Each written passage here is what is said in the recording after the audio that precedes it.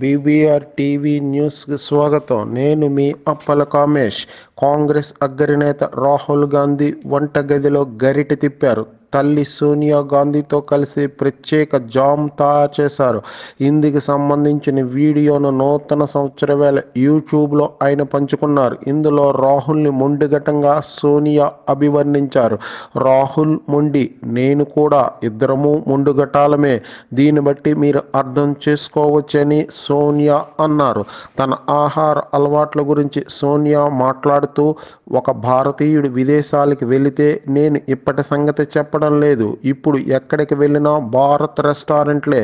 అప్పట్లో యూకే, ఇతర దేశాల ఆహారానికి అలవాటు పడాలంటే ఇబ్బందిగా ఉండేది. అలాగే నేను కూడా ఇక్కడికి వచ్చిన కొత్తలో భారత రుచులు అలవాటు చేసుకోవడానికి ఇబ్బంది పడ్డాను, ముఖ్యంగా కారం విషయంలో అని ఆమె తెలిపారు.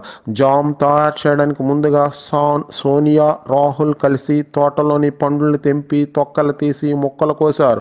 ఈ జామ్ తన సోదరి ప్రియాంకకి ఇష్టమైన వంటకమని రాహుల్ గాంధీ తెలిపారు. జామ్ తయారు చేస్తున్న సమయంలో భాజపాపై రాహుల్ ఆసక్తికరమైనటువంటి వ్యాఖ్యలు చేయడం జరిగింది.